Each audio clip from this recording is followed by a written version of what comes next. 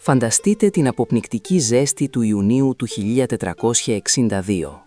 Ο αέρας είναι βαρύς, ακίνητος, φορτωμένος με σκόνη που σηκώνεται από χιλιάδες μπότες που βαδίζουν ομόφωνα.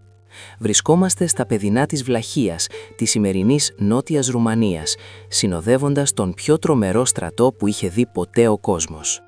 Επικεφαλής αυτής της τιτάνιας δύναμης είναι ο Μωάμεθ Δεύτερος, ο κατακτητής, ο άνθρωπος που σε ηλικία μόλις 21 ετών είχε παραβιάσει τα άθραυστα τείχη της Κωνσταντινούπολης και είχε φέρει το τέλος της Βυζαντινής Αυτοκρατορίας. Θεωρείται το σπαθί του Ισλάμ, αίτητος, ένας λαμπρός στρατηγός που διοικεί μια πολεμική μηχανή αποτελούμενη από επιλέκτους γενίτσαρους, βαρύ ιππικό και κανόνια ικανά να κονιορτοποιούν πέτρες. Αλλά εκείνη τη συγκεκριμένη ημέρα η πολεμική μηχανή σταμάτησε. Δεν ήταν ένα τείχος που του σταμάτησε, ούτε μια σειρά από εχθρικές ασπίδες. Ήταν η σιωπή.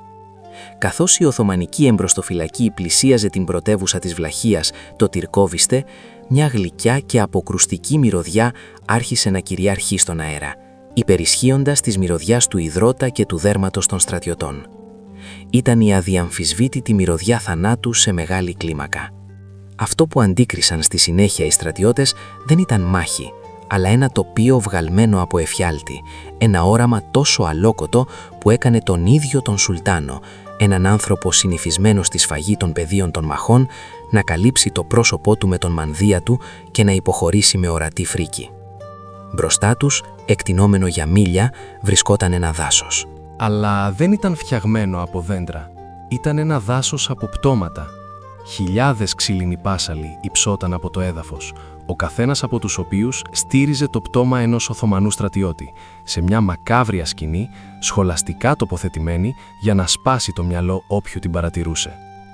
Για να καταλάβουμε πώς φτάσαμε σε αυτή τη σκηνή τρέλας, πρέπει να γυρίσουμε πίσω στο χρόνο και να καταλάβουμε ότι ο άνθρωπος που ήταν υπεύθυνος για αυτήν δεν ήταν ένα τέρας που γεννήθηκε από το πουθενά, αλλά ένα πλάσμα που σφυριλατήθηκε από τους ίδιους τους Οθωμανούς που τώρα καρφώνει.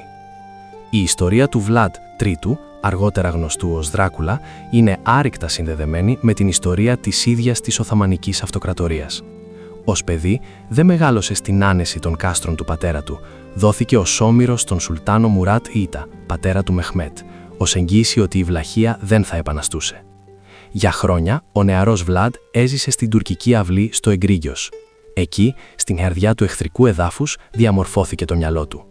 Παρατήρησε τις ασκήσεις των γενίτσαρων, μελέτησε την αδυσόπιτη λογική της Οθωμανικής δικαιοσύνης και έμαθε ότι στην πολιτική των αυτοκρατοριών το έλεος είναι ένα θανάσιμο ελάττωμα.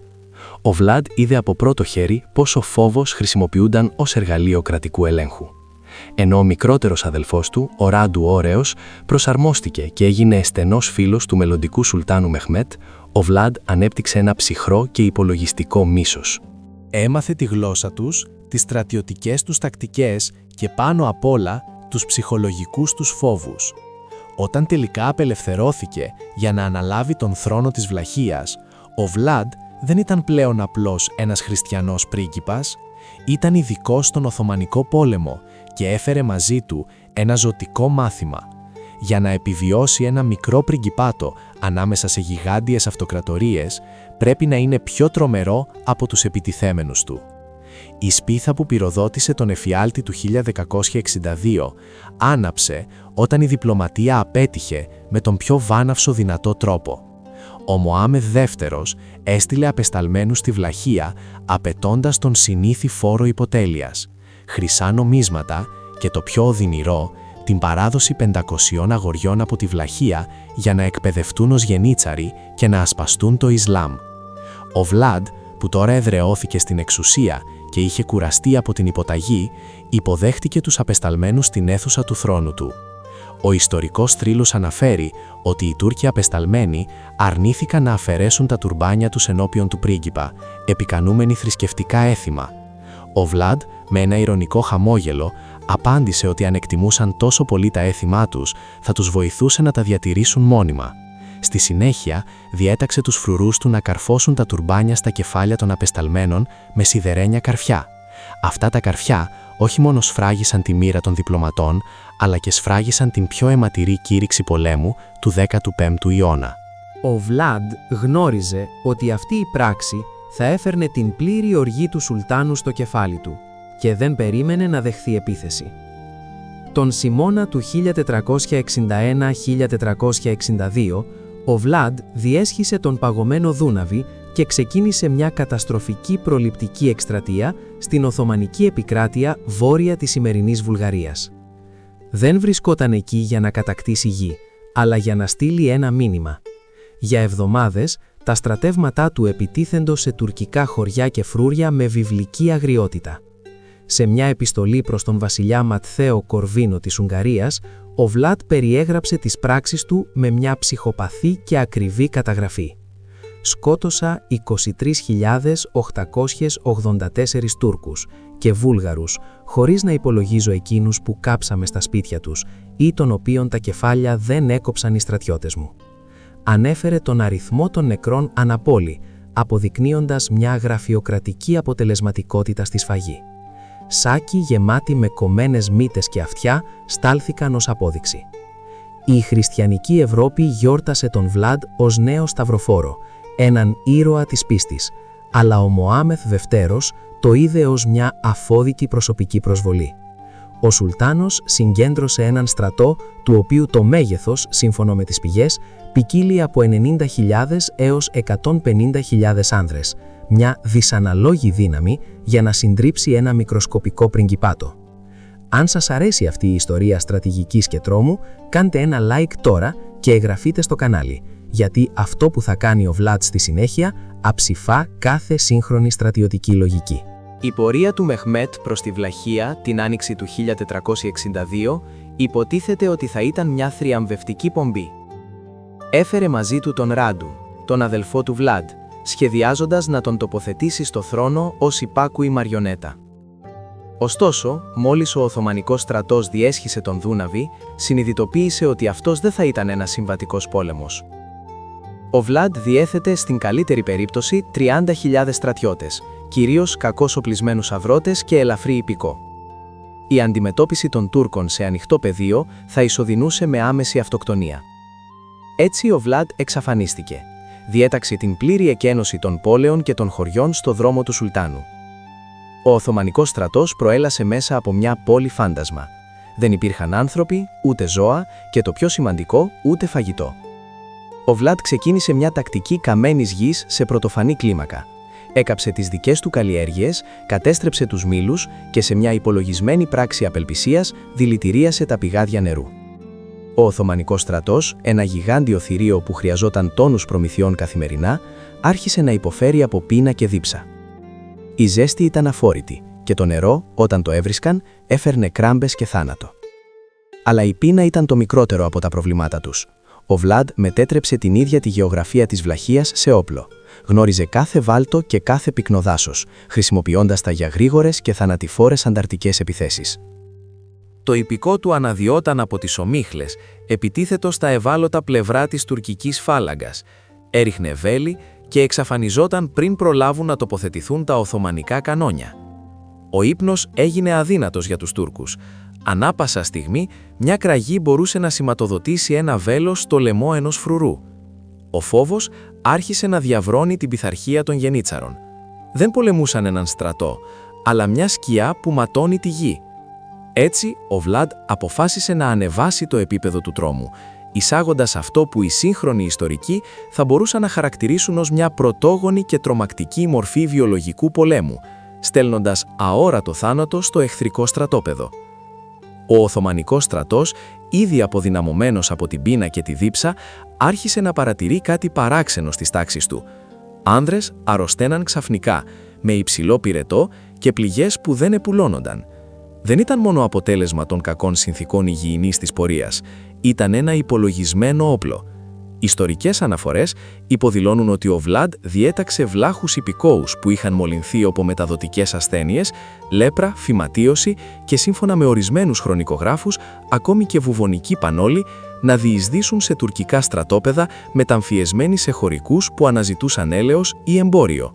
Περπατούσαν ανάμεσα στις σκηνές, μοιράζοντας φαγητό και νερό, μετατρέποντας σε κινούμενες βιολογικές βόμβες.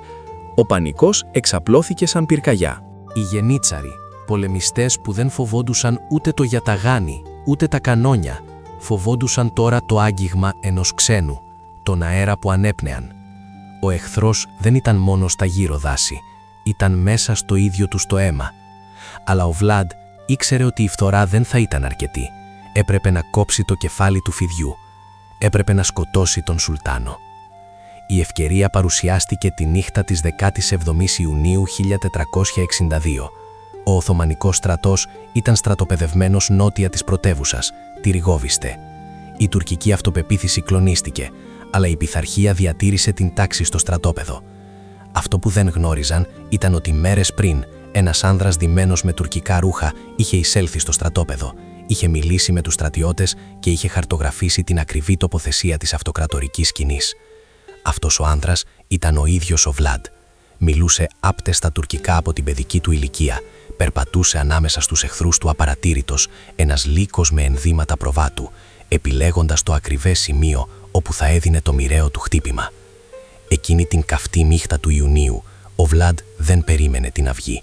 Με μια επίλεκτη δύναμη αρκετών χιλιάδων υπέων, εξαπέλυσε αυτό που θα γινόταν γνωστό ως η νυχτερινή επιδρομή. Επικρατούσε απόλυτο χάος. Οι βλάχοι διέσπασαν τις εξωτερικές άμυνες με δαημονική αγριότητα, κρατώντας δάδες και φωνάζοντας τα τουρκικά για να μπερδέψουν τους αμυνόμενους. Ο στόχος τους ήταν μοναδικός και αυτοκτονικός: να σκίσουν το δρόμο τους προς την κόκκινη και χρυσή σκηνή του Μωάμεθ δεύτερο και να τον σκοτώσουν πριν προλάβει να αντιδράσει η πραϊτοριανή φρουρά. Φανταστείτε τη σκηνή. Το σκοτάδι που διακόπτεται μόνο από φωτιά, ο ήχος του ατσαλιού πάνω στο ατσάλι, άλογα που χλιμιντρίζουν και η απόλυτη σύγχουση. Μέσα στο σκοτάδι και τον πανικό, οι Οθωμανοί στρατιώτες άρχισαν να πολεμούν μεταξύ τους, ανίκανοι να διακρίνουν τον φίλο από τον εχθρό. Ο Βλάντ και η προσωπική του φρουρά πολέμησαν σαν τρελοί, χαράζοντας έναν διάδρομο αίματος προς τη σκηνή του Σουλτάνου. Πλησίασαν πολύ κοντά, αλλά μέσα στη σύγχουση της νύχτας ο Βλάντ επιτέθηκε στη λάθος σκηνή, αυτή των μεγάλων βεζιρίδων Ισάκ Πασά και Μαχμούτ Πασά. Αν και έσφαξαν τους ενίκους, ο Σουλτάνος διέφυγε σώος και αυλαβής, προστατευμένος από το άθραυστο ανθρώπινο τείχος των επιλέκτων γενιτσάρων του που περικύκλωσαν τη σκηνή του. Συνειδητοποιώντας ότι ο πρωταρχικός του στόχος είχε επιβιώσει και ότι ο ήλιος σύντομα θα ανέτειλε, αποκαλύπτοντας την αριθμητική κατωτερότητα των στρατευμάτων του, ο Βλάντ διέταξε γρήγορη υποχώρηση. Εξαφανίστηκε στο σκοτάδι τόσο γρήγορα όσο είχε εμφανιστεί, αφήνοντας πίσω του χιλιάδες Οθωμανικά πτώματα και έναν ψυχολογικά διαλυμένο στρατό. Ο Μωάμεθ δεύτερος ήταν ζωντανός, αλλά το ηθικό των ανδρών του ήταν στο απόγειο. Ο Σουλτάνος, εξαγριωμένος και ταπεινωμένος, διέταξε να συνεχιστεί η πορεία. Θα καταλάμβανε την πρωτεύουσα, το Τυργόβιστε, όποιο κι αν ήταν το κόστος. Περίμενε πολιορκία, μια τελική μάχη, μια απεγνωσμένη αντίσταση στα τείχη. Αλλά όταν ο Οθωμανικός στρατός έφτασε τελικά στις πύλες του Τυργόβιστε, βρήκε κάτι πολύ χειρότερο από μια μάχη. Οι πύλες της πόλης ήταν ανοιχτές. Δεν υπήρχαν στρατιώτες στα τείχη. Δεν υπήρχαν τοξότες στους πύργους. Η πόλη φαινόταν εγκαταλελειμμένη, σιωπηλή, σχεδόν φιλόξενη. Ο στρατός προχωρούσε προσεκτικά, περιμένοντας μια αστική ενέδρα. Αλλά ο Βλάντ δεν έστησε παγίδα μέσα στην πόλη. Προετοιμάσε ένα μήνυμα έξω. Καθώς η τουρκική εμπροστοφυλακή παρέκαμψε την πρωτεύουσα, το δάσος αποκαλύφθηκε. Ο Έλληνας ιστορικός Λαόνικος Χαλκοκονδύλης, που έζησε εκείνη την εποχή, περιέγραψε τη σκηνή με μια λεπτομέρεια που ξεπερνά τους αιώνες για να μας αηδιάσει. Πριν, ο Οθωμανικός στρατός εκτινόταν σε μια περιοχή μήκους περίπου 3 χιλιόμετρων και πλάτους 1 χιλιόμετρου, πλήρως καλυμμένη με ακονισμένους και λαδωμένους ξύλινους πασάλους, για να διευκολύνει τη διείσδυση. Σε αυτούς τους πασάλους, ο Βλάντ είχε καρφώσει 20.000 Οθωμανούς αιχμαλώτους, που είχαν αιχμαλωτιστεί κατά τη διάρκεια της χειμερινής εκστρατείας και των επόμενων μηνών. Αλλά δεν ήταν μια τυχαία στίβα από πτώματα. Ήταν μια καλλιτεχνική εγκατάσταση τρόμου. Υπήρχε μια γκροτέσκα ιεραρχία. Υψηλόβαθμοι αξιωματικοί στέκονταν σε υψηλότερους πασάλους, υψώνοντας πάνω από απλούς στρατιώτες, έτσι ώστε η ντροπή τους να μπορεί να φανεί από μακριά. Το πτώμα του Χαμζά Μπέι, του αρχηγού εκείνης της πρώτης αποτυχημένης εκστρατείας, βρισκόταν στην κορυφή, φορώντας ακόμα τα σάπια πλέον μεταξωτά ρούχα του. Η φρίκη δεν σταμάτησε στους στρατιώτες. Ο Βλάντ είχε αδειάσει τις φυλακές και είχε συλλάβει συνεργάτες, καρφώνοντας άνδρες, γυναίκες και παιδιά. Η πιο ανησυχητική περιγραφή αφηγείται μητέρες καρφωμένες με τα μωρά τους δεμένα στο στήθος τους και πουλιά που είχαν φωλιάσει μέσα στο εκτεθειμένο θώρακα των παλαιότερων πτωμάτων. Η μυρωδιά της αποσύνθεσης κάτω από τον καλοκαιρινό ήλιο ήταν τόσο έντονη που ήταν σχεδόν αισθητή, μια θανατηφόρα ομίχλη που έπνιγε ακόμη και τα άλογα. Η σιωπή του Οθωμανικού στρατού μπροστά σε αυτό το θέαμα πρέπει να ήταν εκκοφαντική. Εκεί στέκονταν οι πιο γενναίοι άνδρες της εποχής τους, βετεράνοι αδύνατων πολιορκιών, παραλυμμένοι από αρχαίγονο φόβο. Δεν βλέπονταν απλώς τον θάνατο, βλέπονταν την απόλυτη απανθρωποποίηση. Ο Βλάντ είχε μεταμορφώσει το ανθρώπινο σώμα σε μια προειδοποίηση. Ο Σουλτάνος Μεχμέτ Δεύτερος, ο πορθητής της Κωνσταντινούπολης, ο άνθρωπος που θεωρούσε τον εαυτό του διάδοχο των Ρωμαίων Κεσάρων, ανέβηκε στην πρώτη γραμμή των στρατευμάτων του, κοίταξε το δάσος των 20.000 νεκρών και σύμφωνα με τα χρονικά είπε λόγια που θα αντιχούσαν στην ιστορία. «Πώς μπορώ να πάρω τη γη από έναν άνθρωπο που κάνει τέτοια θαύματα με την οργή του? Ένας άνθρωπος που επιτυγχάνει τέτοια κατορθώματα είναι άξιος κάτι περισσότερο από ένα μικρό πρικυπάτο». Δεν ήταν η στρατιωτική ήττα που σταμάτησε τους Οθωμανούς. Ήταν η ψυχολογική κατάρρευση. Ο Μωάμεθ συνειδητοποίησε ότι για να κατακτήσει τη βλαχία θα έπρεπε να πολεμήσει έναν άνθρωπο που είχε ήδη ξεπεράσει κάθε όριο λογικής και ηθικής. Δεν υπήρχε δόξα στη νίκη επί του Βλάντ, μόνο φρίκη. Ο Σουλτάνος διέταξε τον στρατό να γυρίσει πίσω και να βαδίσει ανατολικά.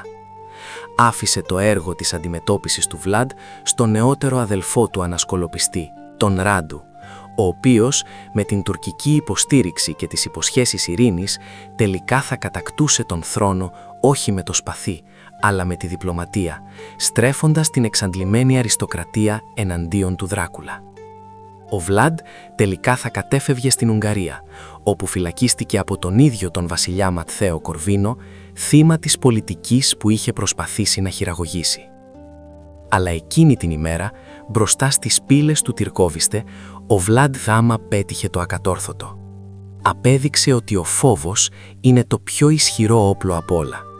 Ένας μικρός στρατός με επικεφαλή σε έναν μακιαβελικό πρίγκιπα σταμάτησε τη μεγαλύτερη υπερδύναμη του μεσαιωνικού κόσμου, όχι κερδίζοντας μια αποφασιστική μάχη, αλλά συντρίβοντας το μυαλό του εχθρού.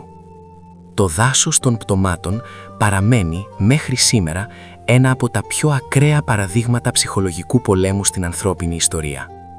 Ο Βλάντ έχασε τον θρόνο του και τελικά τη ζωή του, αλλά ο θρύλος του τέρατος που έπινε αίμα γεννήθηκε εκεί.